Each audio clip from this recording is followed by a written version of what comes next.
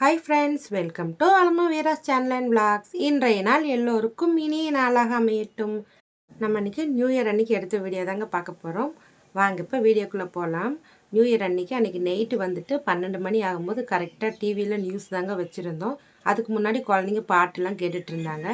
கரெக்டாக 12 மணி ஆன உடனே குழந்தைங்களுக்கும் அவருக்கும் விஷ் பண்ணிட்டேன். அதுக்கப்புறமா உங்களுக்கும் வீடியோ மூலிமா ஹாப்பி நியூ இயர் சொல்லியிருக்கேன். எல்லோருக்கும் இந்த வருஷம் எல்லாம் நல்லபடியாக நடக்கணும். அவங்கவுங்க எல்லாம் வேண்டினதெல்லாம் கண்டிப்பாக நிறைவேறணும்னு நானும் கடவுள்கிட்ட வேண்டியிருக்கேன். அதே மாதிரி 12 மணி ஆனோடனே வீட்டில் அழகாக விளக்கேற்றி சாமியெல்லாம் கும்பிட்டாச்சு. என் பையன் நான் கற்பூர ஆரத்தி காட்டுறேம்மான்னு சொல்லிட்டு அவன் தான் கும்பிட்டுட்டு இருந்தான். என்னோடய பையனுக்கு வந்துட்டு சின்ன வயசுலேருந்தே சாமி கும்பிட்றதுனா ரொம்ப ரொம்ப பிடிக்குங்க. நான் சாமி கும்பிட்றத பார்த்துட்டே இருப்பான். அதே மாதிரி என்னை விட இன்னும் சூப்பராகவே அவன் சாமி கும்பிடுவான். அவனுக்கு ரொம்ப ரொம்ப பிடிக்கும் பூஜை பண்ணுறது எல்லாமே. அதுக்கப்புறமா சாமியெல்லாம் 12 மணிக்கு கும்பிட்டு முடிச்சிட்டோம். அதே மாதிரி வெளியே இருக்கிற சாமிக்கு, வேப்ப மரத்துக்கிட்ட இருக்கிற சாமிக்கெலாம் அவன் டெக்கரேஷன் பண்ணி நான் இந்த வாட்டி பூஜை பண்ணுறேம்மா நான் வந்து எல்லாமே பண்ணிக்கிட்டு இருந்தான். குழந்த அழகாக டெக்கரேஷன் பண்ணி சாமிலாம் கும்பிட்டுருந்தான். உள்ளேயும் கற்பூர ஆரத்தி காட்டி சாமிக்கு விளக்கெல்லாம் ஏற்றி சாமி கும்பிட்டுட்டோம். கும்பிட்டுட்டு கொஞ்சம் நேரம் கழித்து தான் வந்துட்டு கேக் வெட்டியிருந்தோம். அதே மாதிரி 12 மணி ஆனோன்னா வருஷம் பிறந்த உடனே கேலண்டர்லாம் எடுத்து என் பையன் மாட்டி வச்சிட்டான். என்னப்பன் முருகன், சாயப்பா, அதுக்கப்புறம் சவுடேஸ்வரி அம்மன், அப்புறமா லட்சுமி குபேரர் கோயிலுக்கு போயிட்டு வந்தப்போ அந்த கேலண்டர் எல்லாமே மாட்டி வச்சுருந்தான். அதுக்கப்புறமா ஒரு 12:30 மணிக்கு மேலே தாங்க கேக் வெட்டினோம். அவர் வந்துட்டு எழுப்பிட்டு இருந்தார். அவர் தூங்கிட்டார். அவர் வந்துட்டு காலைல கொஞ்சம் சீக்கிரமாக எழுந்திரிப்பார் கடைக்கெலாம் போகிறதுனால. அதனால் வந்துட்டு அவர் தூங்கிட்டார். அதுக்கப்புறமா அவர் எப்படியோ எழுப்பிட்டு வந்து எப்படியோ கேக் வெட்டியாச்சு. அவர் மற்ற நேரம் கூட நம்ம இது பண்ணலாம். ஆனால் தூக்கத்தில் அவர் எழுப்புறது ரொம்ப ரொம்ப கஷ்டம். என்ன சொல்கிறது, கொஞ்சம் கோவமும் வரும். இருந்தாலும் எப்படியோ எழுப்பிட்டு வந்தாச்சு. குழந்தைங்க பொண்ணு கூப்பிட்டாருன்னா ஓடி வந்துட்டார்.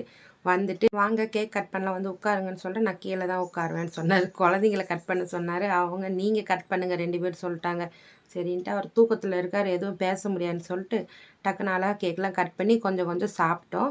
அவருக்கு அழகாக நான் ஊட்டி விட்டேன். அவர் வந்துட்டு எனக்கு ஊட்டுறேன்னு சொல்லிட்டு வாயெல்லாம் அந்த தூக்கத்துலேயும் நம்மளை என்ன பண்ணுறேன்னு சொல்லிட்டு மூஞ்சியெல்லாம் பூசி வச்சிட்டார் கேக்கை. நான் அந்த வீடியோலாம் கட் பண்ணிட்டேன். கேக்கெலாம் சாப்பிட்டுட்டு கொஞ்ச நேரம் டிவி தாங்க பார்த்துட்டு இருந்தோம். உடனே போய் தூங்க முடியாதுன்னு சொல்லிட்டு கொஞ்ச நேரம் டிவியெல்லாம் பார்த்துட்டு ஒரு மணிக்கு மேலே தான் நானும் குழந்தைங்களும் தூங்க போனோம். தூங்கிட்டு காலையில் எந்திரிக்க ரொம்பவே லேட் ஆகிடுச்சி. காலையில் எந்திரிச்சு கோலம்லாம் போனோன்னு நாள் நைட்டு நல்லா பெருசு பெருசாக அழகழகாக நோட்டில் வரைஞ்செல்லாம் பார்த்தேன். கடைசியில் வந்துட்டு காலையில் எந்திரிக்க ஒரு 5 மணிக்கு மேலே 5:30 மணிக்கு மேலே ஆகிடுச்சி. அலாரத்தை ஆஃப் பண்ணிவிட்டு படுத்துட்டேன். அப்புறம் 5:30 மணிக்கு மேலே எந்திரிச்சு போய் கலர் மாவு நாள் நைட்டே அவரை வாங்கிட்டு வர சொல்லியிருந்தேன். கடைசியில் நாங்கள் கேட்கவே இல்லை. அவராக கேக் வாங்கிட்டு வந்தார். ஆனால் கேட்ட கலர் மாவு மறந்துட்டார். சரி இருந்த கலர் வச்சு அழகாக குட்டியாக மட்டும் கோலம் போட்டேன். இந்த wish you happy new year வந்துட்டு என் பொண்ணு எழுதி அதில் கலர் கொடுத்துருந்தா. அழகாக கோலம்லாம் போட்டுட்டு காலையிலே கோவிலுக்கு தாங்க போகணுன்னு சொல்லிக்கிட்டே இருந்தேன். நாள் நைட்டு கூட சொல்லியிருந்தேன். ஆனால் 3 பேரும் அப்பாவும் பசங்களும் சேர்ந்து எந்திரிச்சு வரவே இல்லை. சரின்ட்டு நானும் காலையில் எந்திரிச்சிட்டு பார்த்தேன். அதுக்கப்புறம் நானும் டீ போட்டு குடிச்சிட்டு கொஞ்ச நேரம் உட்காந்துருந்தேன். அப்புறம் பொறுமையாக அவங்களாம் எந்திரிச்சு வந்தாங்க. அப்புறம் சரின்ட்டு காலையிலே டிஃபனுக்கு வந்துட்டு இட்லியும் தக்காளி சட்னியும் மட்டும் சிம்பிளாக அன்றைக்கி செஞ்சுருந்தேன். கோவிலுக்குலாம் போகணும், சீக்கிரம் கிளம்பணும்னு சொல்லிட்டு. அதுக்கப்புறமா எல்லாமே சாப்பிட்டுட்டு கோவிலுக்கு கிளம்பவே எங்களுக்கு வந்துட்டு லேட் ஆகிடுச்சு. சரி நம்ம கீரைப்பாக்கம் காலபாபா கோவிலுக்கு தாங்க போயிருந்தோம். பாபா கோயிலுக்கு கிளம்புறதுக்கே 11 மணிக்கு மேலே ஆகிடுச்சி. இவங்க 3 பேர் கிளம்பி வந்து சாப்பிட்டுட்டு எல்லாம் கிளம்புறதுக்கு சரின்ட்டு பாபா கோயிலுக்கு போயிட்டு நல்லா சூப்பராக நம்ம காலபாபாவை தரிசனம் பண்ணியாச்சு. அன்றைக்கி கீழே மட்டும்தாங்க சாமி கும்பிட்டா. மேலே ஏறி போயிட்டு சாமி கும்பிடல. கீழே கும்பிட்டுட்டு அப்படியே அன்னதானம் அன்னைக்கு போட்டிருந்தாங்க. நம்ம பாபா கோவிலுக்கு எப்போ போனாலும் அன்னதானம் நடக்கும். கண்டிப்பாக வியாழக்கிழமை அன்னதானம் இருக்கும். நல்ல நாட்களில் கண்டிப்பாக நியூ இயர் மற்ற எல்லா நாட்களையும் விசேஷ நாட்களில் அன்னதானம் நடக்குங்க. அதே மாதிரி இந்த வாட்டி அன்னதானம் போட்டிருந்தாங்க. நல்லா எல்லோரும் வந்தவங்க எல்லாருமே வயிறார சாப்பிட்டாங்க. அன்னதானம் பிரசாதம் ரொம்ப ரொம்ப நல்லா சூப்பராகவும் நல்லா சுவையாகவும் இருந்ததுங்க. அன்னதானம்லாம் சாப்பிட்டுட்டு அதுக்கப்புறம் மறுபடியும் எங்கள் பாபா கிட்ட வந்துட்டு ஆசீர்வாதம் வாங்கிட்டு இருந்தேன். எனக்கு எப்பயுமே அவரை கொஞ்சுறது ரொம்ப ரொம்ப பிடிக்கும். என் அப்பன் முருகனையும் பிடிக்கும், குல தெய்வத்தையும் பிடிக்கும், எல்லா தெய்வத்தையும் பிடிக்கும். அதில் இவரை வந்துட்டு கொஞ்சம் அழகாக கொஞ்சுறது உண்டு. என் பாபாவை, என் குருவை அழகாக அவர் காலில் விழுந்து ஆசீர்வாதம் வாங்கிட்டு அப்படியே அங்கேருந்து வந்துட்டு பஞ்சமுக ஆஞ்சநேயர் கோயிலுக்கு தாங்க போயிருந்தோம். பஞ்சமுக ஆஞ்சநேயர் கோயில் வந்துட்டு அன்றைக்கி ஓப்பனில் இருக்குமான்னு எனக்கு தெரியாது. இருந்தாலும் வந்துட்டு நாங்கள் போனதுக்கு காரணமே வந்துட்டு அனுமன் ஜெயந்தி வந்தப்போ வந்துட்டு நான் 108 ஸ்ரீராம ஜெயம் எழுதியிருந்தேன். என்னால் எப்போ முடியுமோ அப்போ எழுதுவேங்க. டெய்லி எழுதுவேனான்னு கேட்டால் கிடையாது. எனக்கு தோணுச்சுன்னா கண்டிப்பாக ஸ்ரீராம ஜெயம் நான் எழுதுவேன். அதே மாதிரி அனுமன் ஜெயந்திக்கு நான் உட்காந்து எழுத ஆரம்பிக்கும்போது நம்ம கீரைப்பாக்கம் மலைக்கு மேலே சஞ்சீவி அனுமன் இருக்காருங்க. அவர நெனச்சு தாங்க எழுதுவேன். அதுக்கப்புறமா வீர ஆஞ்சநேயர் நெனச்சுக்கிட்டே எழுதுவேன். ஃபர்ஸ்ட்டு குலதெய்வம் விநாயகர வணங்கிட்டு, ஆஞ்சநேயர் நெனச்சு எப்பயுமே ஸ்ரீராம ஜெயம் எழுதுவேன். அதே மாரி இந்த வாட்டி அனுமன் ஜெயந்திக்கு நான் ஸ்ரீராம ஜெயம் எழுதும்போது, எனக்கு பஞ்சமுக ஆஞ்சநேயர் ஞாபகம் வந்தது. இதுக்கு முன்னாடி போன வாரமும் எனக்கு பஞ்சமுக ஆஞ்சநேயர் ஞாபகம் வந்தது. அது ஏன்னு எனக்கு தெரியாது. சரின்ட்டு நான் 108 ஸ்ரீராம ஜெயம் எழுதி முடிச்சுட்டு ராமான்னு சொல்லிட்டு நான் எழுதின ஸ்ரீராம ஜெயத்தை தொட்டு கும்பிடும்போது அப்பயும் எனக்கு பஞ்சமுக ஆஞ்சநேயர் ஞாபகம் வருது. சரி பஞ்சமுக ஆஞ்சநேயர் நம்மளை எங்கேயோ கூப்பிடுறார். ஆனால் அவர் எங்கே இருக்காரு தெரியாது. பக்கத்தில் இருக்கிற ஆஞ்சநேயர் கோயிலில் ஆஞ்சநேயர் இருக்கார் வேறு வேறு பெயர்களில். ஆனால் வந்துட்டு பஞ்சமுக ஆஞ்சநேயர் கோவில் எங்கே இருக்குன்னு எனக்கு தெரியாது. சரின்ட்டு ஸ்ரீராம ஜெயத்தை தொட்டு கும்பிட்டுட்டு அந்த புஸ்தகத்தை மூடி வச்சுட்டேன். மறுநாள் வந்துட்டு அனுமன் ஜெயந்திக்கு மறுநாள் வந்துட்டு ஒரு வீடியோ பார்க்குறேன். அந்த சிஸ்டர் எப்பயுமே வீடியோ போடுவாங்க. அவங்க வீடியோ நான் பார்த்துருக்கேன். ஆனால் அவங்க வந்துட்டு இந்த கோவிலுக்கு போய் போன வருஷமே வீடியோ போட்டிருக்காங்க. அதை நான் பார்க்கலங்க. இந்த வாட்டி அனுமன் ஜெயந்திக்கு போயிட்டு வந்து அந்த வீடியோ போட்டோன்னே எப்பயும் போல் நான் பார்க்கும்போது இந்த கோவிலை பஞ்சமுக ஆஞ்சநேயர் கோயிலை பார்க்குறேன். பார்த்த உடனே அவங்கக்கிட்ட வந்துட்டு அவங்க வாட்ஸ்அப் நம்பர் இருக்குது, அங்கே போயிட்டு கேட்டேன் அட்ரஸ் கொடுங்க கொஞ்சம் அப்படின்ட்டு. அவங்க வீட்டுக்காரர் அந்த அண்ணா வந்துட்டு அட்ரஸ் கொடுத்தாங்க. சொன்ன உடனே கீரைப்பாக்கத்தில் பக்கத்துலேயே குமுளியில் தாம்மா இருக்காங்கன்னு சொன்ன உடனே போகிற வழியில் கேட்டுக்கலான்னு சொல்லிட்டு கீரைப்பாக்கம் பாபா கோவிலுக்கு போயிட்டு அப்படியே பாபாவை தரிசனம் பண்ணிவிட்டு வர வழியில் ஒருத்தர்கிட்ட கேட்டால் அவர் கரெக்டாக அட்ரஸ் சொன்னார். இப்படி போய் இப்படி திரும்பினீங்கன்னா கோவில் வந்துடும்ப்பான்னு சொல்லிட்டு உடனே போயிட்டு அங்கே பார்த்தோன்னே எனக்கு அவ்வளோ சந்தோஷம். பஞ்சமுக ஆஞ்சநேயர் கோவிலுக்கு உள்ளே போனது விநாயகர் தரிசனம் பண்ணிவிட்டு அப்புறமா வாராகி அம்மனையும் தரிசனம் பண்ணிட்டு சப்த கன்னி அம்மனையும் தரிசனம் பண்ணியிருந்தேன். சப்த கன்னியம்மன் எங்கள் அப்பாவுக்கு குலதெய்வம், தாய் வீட்டு குலதெய்வம். என் கணவர் குலதெய்வம் நான் கும்பிடுவேன். அதே மாதிரி எங்கள் தாய் வீட்டு குலதெய்வத்தையும் நான் நினச்சி கும்பிடுவேங்க. அதே மாதிரி அவங்கள பார்த்தது ரொம்ப ரொம்ப சந்தோஷம். அப்புறமா அங்கே மலைக்கு மேலே இருக்கிறதுனால நிறைய குரங்குகள் இருந்ததுங்க. அதையும் குட்டியாக வீடியோ எடுத்திருந்தேன். பாருங்க இவர் தாங்க நம்ம பஞ்சமுக ஆஞ்சநேயர்.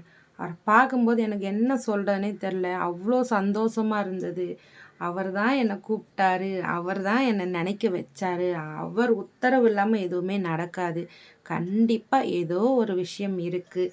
அதே மாதிரி அவர் என்னை கூப்பிட்டாரு. குடும்பத்தோடு போய் பஞ்சமுக ஆஞ்சநேயரை மனம் குளிர கண் குளிர தரிசனம் பண்ணிட்டு வந்தோம். அதுக்கப்புறமா ராமர் பாதம் பாருங்க, ராமர் சன்னதிக்கு நேராக ராமர் பாதம் இருக்குது ஆஞ்சநேயர் கோயிலுக்கு பக்கத்துலேயே. அப்புறமா பாதத்தை தொட்டு வணங்கிட்டு அதுக்கப்புறமா நம்ம ஸ்ரீ கல்யாண கோதண்ட ராமரையும் வணங்கினோங்க. ரொம்பவே நல்லா அமைதியாக இருந்ததுங்க. மலைக்கு மேலே கோவில் பார்க்குறதுக்கு நல்லா சூப்பராக இருந்ததுங்க. அப்புறமா நம்ம ராமரை தரிசனம் பண்ணதுக்கப்புறமா கொஞ்சம் மேலே ஏறினோன்னா நம்ம சிவபெருமான் இருக்கார். சிவபெருமானையும் நல்லபடியாக சூப்பராக தரிசனம் பண்ணோங்க. சிவபெருமான் கோவிலுக்கு போயிட்டு அங்கே மணி ஒன்று இருந்ததுங்க கீழே. மேலே வந்து கீழே ஆளுங்க இருந்தாங்க. மேலே வந்துட்டு கற்பூரம் எரிஞ்சிக்கிட்டு இருந்தது நாங்கள் போகும்போது. என் பையன் சும்மாலாம் போகும்போது ஒரு குட்டி குரங்கு அங்கே உட்காந்துருந்தது. அதை பார்த்தேன் நான். அப்புறம் இவன் மணி எடுத்து அடிச்சிருக்கேன். நான் மலைக்கு மேலே கோவில் அழகாக இருக்குல்லன்னு சொல்லிட்டு சுற்றி பார்த்துட்டு இருந்தேன். மணி அடித்தோன்னா அந்த குரங்கு எங்கேருந்து தான் வந்ததுன்னு தெரியாது. ஒருவேளை மணி அடித்ததுக்கப்புறம் பிரசாதம் சாப்பிட வருமா என்னன்னு கூட தெரியாதுங்க. அவன் மணி அடித்தோன்னா அந்த குரங்கு வந்து அந்த கேட்டுக்கிட்ட நின்றுட்டு இருந்திருக்கு. நான் கவனிக்கலை. நான் சடனாக திரும்பவும் அதுவும் என்னை பார்த்து திரும்பவும் எனக்கு என்ன சொல்கிறேன்னு தெரில. அது ஒரு மாதிரி ரியாக்ஷன் கொடுத்தது பாருங்கள். எனக்கு ஒரு மாதிரி ஆயிடுச்சு. இருந்தாலும் இந்த குழந்தைங்க எல்லாம் அவரும் சேர்ந்து சிரிச்சிட்டாங்க. சிரித்தோன்னே எனக்கு என்ன சொல்கிறேன்னு தெரியல. எனக்கு அந்த குரங்கை பார்த்து நான் பயந்தனால என்னை பார்த்து அந்த குரங்கு பயந்து 2 பேரும் அந்த ரியாக்ஷனில் தான் இருந்தோம். அதுக்கப்புறமா சரின்னு சொல்லிட்டு சிவபெருமானையும் அம்மாவையும் தரிசனம் பண்ணிவிட்டு அங்கேயே கொஞ்ச நேரம் உட்காந்துருந்தாங்க. எனக்கு அந்த ரியாக்ஷன்லேருந்து வெளியே வர முடியல அவங்க சிரிச்சதுக்கப்புறமா. அப்புறமா கீழே இறங்கி வரும்போது ஐயாவை பார்த்தோம். அவர் வந்துட்டு முருகர் சிலை செஞ்சுக்கிட்டு இருக்கோம். அதுக்கு வந்துட்டு காப்பர் பாத்திரமாவோ இல்லைன்னா பண உதவியோ உங்களால் முடிஞ்சதை செய்யுங்கம்மான்னு சொல்லியிருந்தாங்க. கண்டிப்பாக எங்களால் முடிஞ்ச உதவி செய்கிறோம் ஏன்னு சொல்லிட்டு அப்புறமா எங்களால் முடிஞ்சதை கொடுத்தாங்க. கொடுத்துட்டு பண உதவி தான் எங்களால் முடிஞ்ச அளவுக்கு கொடுத்தோம். அதில் ஒரு சின்ன தொகையாக இருந்தாலும் நம்ம முருகருக்கு போய் சேருது இல்லையா. அப்புறமா என் அப்பன் முருகன் அங்கே இருந்தார். அவரையும் தரிசனம் பண்ணிட்டு வந்தோம். அதுக்கப்புறமா அங்கே நிறைய பேர் தேங்காய் கட்டியிருந்தாங்க. மட்டை தேங்காய் அதில் 1 2 முளைச்சி மரமாக முளைச்சிருந்தே பார்த்தேன்.